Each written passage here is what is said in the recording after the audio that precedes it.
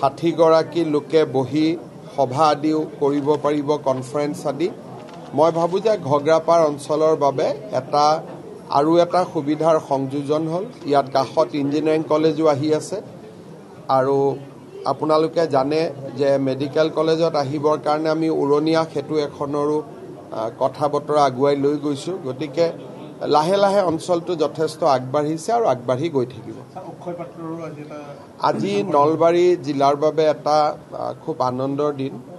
আমি mid day meal যেতিয়া স্কুলত বনাওঁ তাত এটা নিৰ্দিষ্ট পৰিমাণৰ চৰকাৰৰ পৰা পুঁজি আহে, কিন্তু খোৱা বোৱা যিমানটো সেই পুঁজিৰে পুষ্টিকৰ খাদ্য দিব লাগে হয়তো দিব পৰা নাযায়। এতিয়া অসম চৰকাৰ আৰু অক্ষয় পাত্ৰ ফাউণ্ডেশ্যনৰ মাজত এটা বুজাবুজি আছে যে আমি চৰকাৰী টকাখিনি দিম, আপোনালোকে তাৰ অতিৰিক্তকৈ টকা সংগ্ৰহ কৰি আনিব আৰু ল'ৰা ছোৱালীখিনিক এটা জেগাতে খোৱা বনাই ৰাতিপুৱা আপোনালোকে সকলো স্কুলত গৈ বিতৰণ কৰিব। আমাৰ মধ্যাহ্ন আহাৰ যোগানৰ বাইদেউসকলৰ ইয়াত চাকৰিত অসুবিধা নহয়, কাৰণ বিলোৱা কামটো আমি তেওঁলোকক দিওঁ। আৰু এই ধৰণে বহুদিনৰ পৰা কামৰূপ জিলাত এই আঁচনিটো চলি আছে, সকলোৱে সুফল পাইছে। আৰু ইয়াৰ লগত যোৰহাট জিলাতো আমি আৰম্ভ কৰিছিলোঁ। মাজুলীত নিৰ্মাণৰ কাম চলি আছে। আজি আমি নলবাৰীতো চেণ্ট্ৰেলাইজ কিটচেনটোৰ নিৰ্মাণৰ কাম হাতত ল'ম আৰু নলবাৰীৰ লগতে লখিমপুৰ, ডিব্ৰুগড় আৰু তেজপুৰতো অহা 10 দিনৰ ভিতৰত আমি এনেকুৱা 3টা কিটচেন নিৰ্মাণৰ কাম আৰম্ভ কৰিম। মোৰ মনত ইচ্ছা আছে যে গোটেই অসমত সকলোতে হ'ব লাগে, কিন্তু অক্ষয় পাত্ৰৰো ইমান সম্পদ নাই। তেওঁলোকেও বিচাৰে যে পৰ্যায়ক্ৰমে আগবাঢ়ি গৈ থাকক। গতিকে আজি নলবাৰীত এই কামটো আমি আৰম্ভ কৰিম। মই ৰাতিপুৱা মেঘালয়ৰ মুখ্যমন্ত্ৰী ডাঙৰীয়াৰ লগত কথা পাতিছোঁ। তেখেতক মই অনুৰোধ কৰিছোঁ যে আপুনি এজন ছিনিয়ৰ অফিচাৰক ইনকুৱাৰীৰ দায়িত্ব দিয়ক। মই টুইটো কৰিছোঁ। তেওঁ কৈছে যে মই আজিৰ দিনটোৰ ভিতৰতে আলোচনা কৰি ছিনিয়ৰ অফিচাৰ এজনক দিম। আৰু আমি গুৱাহাটীতো এই ঘটনাৰ আঁৰত কি আছে চাবৰ কাৰণে গুৱাহাটীতো আমি এটা প্ৰাথমিক অনুসন্ধান ইতিমধ্যে আৰম্ভ কৰিছোঁ অসম পুলিচৰ দ্বাৰা। কেইটামান দিন লাগিব। যদি কিবা ঘটনা সঁচাই তাত কিবা আছে, নিশ্চয় আমি ঘটনাটোৰ গুৰিলৈকে যাব পাৰিম।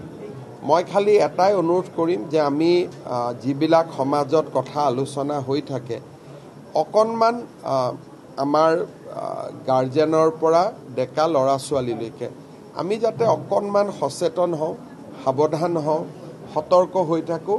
অলপমান সমাজতো সামাজিক দিশতো এইবিলাকৰ ক্ষেত্ৰত কাম কৰাৰ প্ৰয়োজনীয়তা আছে। অসম আৰক্ষীয়ে নিজাকৈ যিহেতু ঘটনাটো নংপুত হৈছে, আইনমতে অসম আৰক্ষীয়ে তদন্ত কৰিব নোৱাৰে, কিন্তু অসম আৰক্ষীয়ে এটা প্ৰাথমিক অনুসন্ধান কৰিব যাতে আমি অনুসন্ধানত পোৱা মেটেৰিয়েলখিনি আমি মেঘালয়ক দিব পাৰোঁ। মই ইমান ভিতৰলৈকে যাব খোজা নাই, কাৰণ কেতিয়াবা অলপমান পুলিচৰ কাৰণে এৰি দিব লাগে। বাকীখিনি পুলিচে আপোনালোকক ক'ব। মই কোনো বিশেষণ ব্যৱহাৰ কৰিব খোজা নাই, কিন্তু যিটো ঘটনা হৈছে সকলোৰে সন্মুখত আছে আৰু প্ৰত্যেকটো ঘটনাৰ পৰা আমি শিকিব লাগে। অভিভাৱকসকলেও শিকিব লাগে, পিতৃ মাতৃয়েও শিকিব লাগে আৰু যুৱ প্ৰজন্মই শিকিব লাগে। ভালখিনি আমি গ্ৰহণ কৰিব লাগে, বেয়াখিনি আমি আঁতৰাব লাগে। পৰ্টেল নহয়, আজি ফাইনেল অৰ্ডাৰ ওলাব। পৰ্টেলটো আগতে মুকলি হ'ল। আজিৰ দিনটোত 4 বজাত একেলগে 9,000 মানুহে হাতত ট্ৰেন্সফাৰ অৰ্ডাৰ পাব, যিটো অসমত কেতিয়াও হোৱা নাই। না অফিচত আহিছে, না অফিচত গৈছে, নে কাৰোবাক খাতিৰ কৰিছে, একো কৰা নাই। আজি 4:30 বজাত সকলোৰে হাতত 9,000ৰ হাতত ট্ৰান্সফাৰ অৰ্ডাৰ পাই যাব।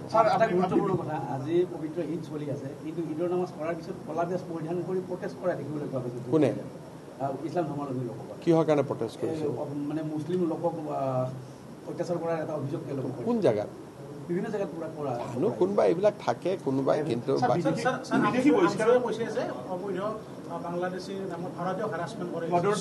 আমি 2টা বস্তু ঠিক কৰিছোঁ যে সুপ্ৰিম কোৰ্টত আমি আলোচনা কৰিম। মই কোনোবা এটা সাংবাদিক মেলত কেতিয়াবা সুপ্ৰিম কোৰ্টে যেতিয়া চিটিজেনশ্বিপ এক্টৰ ওপৰত 6A তাৰ ওপৰত এটা শুনানি লৈছিলে আৰু সেইখন সাংবিধানিক বেঞ্চ আছিলে সাংবিধানিক বেঞ্চত এটা কথা সুপ্ৰিম কোৰ্টে উল্লেখ কৰিছে আমি পৰীক্ষা কৰি আছো যে অসম চৰকাৰে বিদেশী বহিষ্কাৰৰ কাৰণে ন্যায়াধিকৰণতে গৈ থাকিব লাগে যে তেনেকুৱা কোনো কথা নাই ইমিগ্ৰেণ্টছ এক্সপেল অৰ্ডাৰ বুলি এখন পুৰণা আইন আছিল সুপ্ৰিম কোৰ্টে কৈছে যে এই আইনখন এতিয়াও বলবৎ আছে আৰু সেই আইনখন মতে ডিচিয়ে লগে লগে অৰ্ডাৰ কৰি পুছবেক কৰাৰো পাৰমিশন দিব পাৰে এই কথাটো যিকোনো কাৰণতে হওক আমাৰ উকিলেও আমাক জনোৱা নাছিল আমিও গম পোৱা নাছিলো যোৱা কেইদিনমানত এই গোটেই ঘটনাটো আমাৰ পোহৰলৈ আহিছে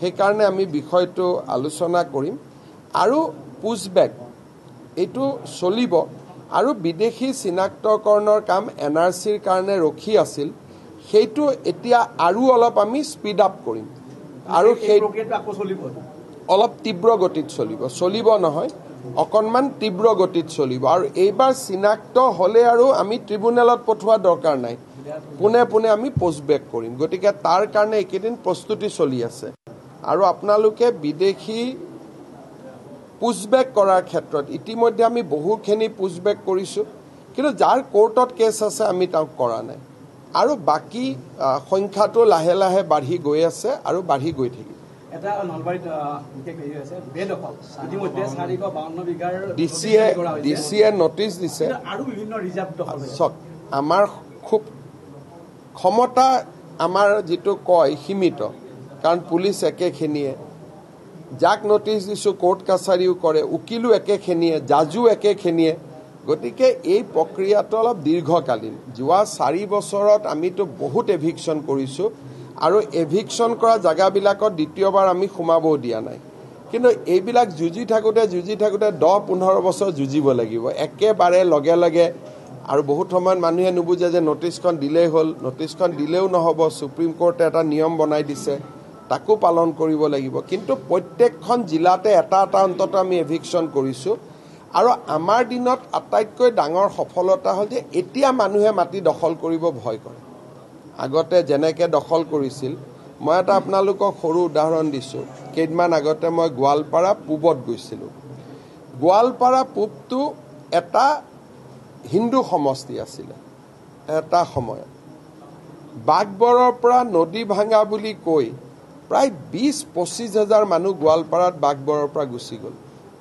আৰু গোৱালপাৰা সিটটোত হিন্দুসকলৰ তেওঁলোক মাইনৰিটি হৈ গ'ল এই কথাটোকে মই মনত ভাবি আছো যে যদি কোনোবা এটা সমষ্টিত নতুনকৈ মানুহ আহি সমষ্টিটোৰ জনগাঁথনি পৰিৱৰ্তন কৰে হিটো ৰাজনৈতিকভাৱে ভয়াবহ সেইকাৰণে সিদিনাখন গোৱালপাৰাত গৈ মই নিজে পৰিৱেশটো লক্ষ্য কৰি আহিছো আৰু তেওঁলোকে ভোটৰ নামটো বদলাই লয় আৰু ভোটৰ নামটো বাগবৰত ৰাখিলেও বেলেগ কথা আছিল যদি ইজনে সিজনৰ প্ৰতি আমি সন্মান নেদেখুৱাও আৰু মানুহে যদি ভাবে যে আমি দখল কৰো তেতিয়ালে অসমৰ পৰিৱেশটো বেয়া হ'ব কিন্তু বাগবৰৰ মানুহ যদি বাগবৰতে থাকে জনিয়া মানুহ জনিয়াত থাকে নলবাৰী মানুহ নলবাৰীত থাকে তেতিয়া এই সংঘাতটো নোহোৱা হৈ যায় এই কথাটোকে মই আমাৰ সংখ্যালঘু নেতাখিনিক বুজাই থাকো যে আপোনালোকে অলপ কিছুমান কথা বুজক যদি আমিও আপোনাৰ কথা বুজো আপুনিও আমাৰ কথা বুজে তেতিয়ালে অসমতো অশান্তি গণ্ডগোল কতো নহয়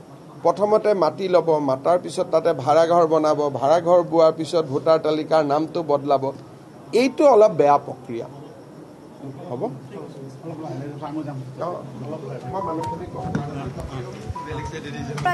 ভাষ্য আমি আপোনালোকক পোনপটীয়াকৈ শুনালো আৰু আজি নলবাৰীত যেটো উপস্থিত হৈছিল মুখ্যমন্ত্ৰীগৰাকী কেইবাটাও প্ৰসংগ তেখেতে উত্থাপন কৰিলে বিশেষকৈ নম্ৰতা বৰুৱা কাণ্ড সন্দৰ্ভতো তেখেতে বহুখিনি গুৰুত্বপূৰ্ণ মন্তব্য আগবঢ়াইছে অসম আৰক্ষী এই ক্ষেত্ৰত প্ৰাথমিক অনুসন্ধান কৰিব বুলিও তেখেতে উল্লেখ কৰিছে